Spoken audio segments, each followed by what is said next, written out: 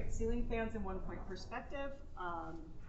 The ceiling fans, as you know, they come in all different varieties. There's a humongous amount of different types of ceiling fans. Because the 1-point perspective drawings, with the area we have to make a ceiling fan is pretty small, I would recommend a simpler fan over a more complicated fan because you'll be able to draw it more correctly and be able to add more of the accurate details. In this video, we're going to draw a ceiling fan that looks like, let's pull that down a little bit so it looks like this one. So it will have a motor, a little pole, a light, and 4 blades. All right. So when we're getting ready to start drawing your ceiling fan, usually we make sure that our ceiling fans are in the center of the ceiling, right? Because that's what they do in actual rooms. They put them in the middle. And we already have the center of our space marked out right here. And so what we're going to do is just start by laying your ruler down so that it's perpendicular to the horizon and making sure that it's parallel to the side walls. And I'm just going to draw a line straight up so that I know where the middle of my ceiling area is. And then after I do that, I will be drawing a shape that goes to the vanishing point. Let me show you. I will start by taking my ruler and making it so that it's parallel to the horizon line. And I'm going to start by drawing this back line where I want the furthest back part of the ceiling fan to go. And I want to measure it to make sure that it has the same length on the left that it has on the right. So I'm going to make mine 2 inches long. And then you will draw lines going to the vanishing point from that initial line. They should not be very long. If you make this initial shape really large, your ceiling fan will look like a flower instead of like a flat ceiling fan that's up on the ceiling. So you need to make it kind of skinny. So 2 lines going to the vanishing point, and then this final ending line that is parallel to the horizon. Okay, and then we have that to tidy up just a little bit. I don't want to have the extra overdraw, so I'm going to get rid of that, and I don't need this part of the line, but I do need the rest of the line because you'll see what it turns into. Now, this initial shape is going to turn into our ceiling fan blades. We will do that by dividing it evenly. I'm going to draw a line from corner to corner, and then I'll come over here and draw a line from corner to corner. I already have the middle one, and then I have one more that I need to draw that goes straight through the center and is parallel to the horizon.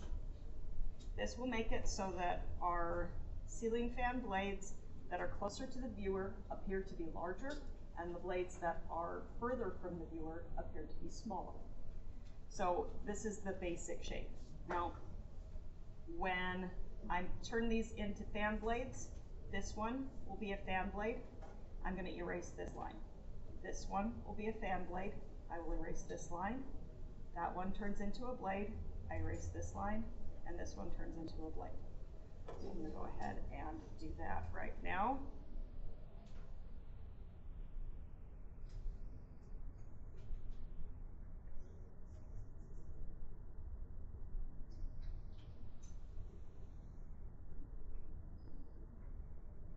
I'm just cleaning it up and getting rid of the things I did not actually need.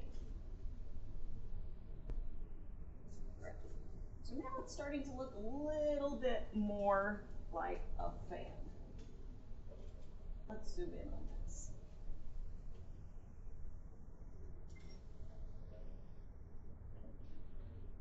All right, so now we have our little fan shape. Next, we need to create the light, turn these into real blade shapes, and draw the pole and the motor. So for my light, I'm going to draw an ellipse So I'm going to start with a little curved line that comes behind this fan blade, and you'll see why in a minute. And it'll go to behind here, and then it's going to come forward and come around, just like that. And I'm trying to make it even on the left side and the right side, but just by approximating.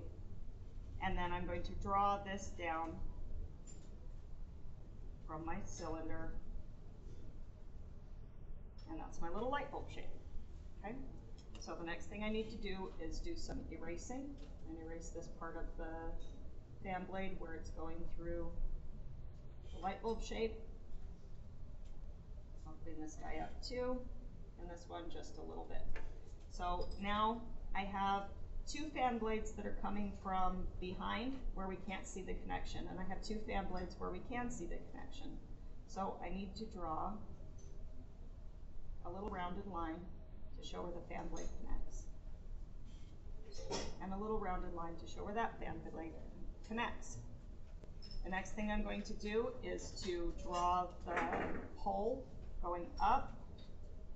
So I already have the one line in the middle, and I'm just going to draw another line parallel to it going up. I don't need this much of it. Just like that. And then we're going for another cylinder, and we start our cylinder with the ellipse up here. We'll just draw that around, and then straight sides,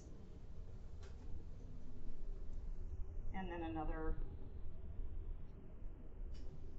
little curved line. This is a pole. The pole is another cylinder, so it has a little curved line at the end. And then after that, the last thing that I do for this is I curve the blades a little bit so that they look a little more natural. So I'm just going to round out that side. This one is a little extreme, so I'll round out that side and come up here, round that guy a little bit, just because those really, really pointy edges on the fan, they do sometimes happen, so if you like them, leave them. But I feel like a lot of times they make it look a little less realistic. And then we just erase the overdraw. Make sure we're cleaning up our little edges.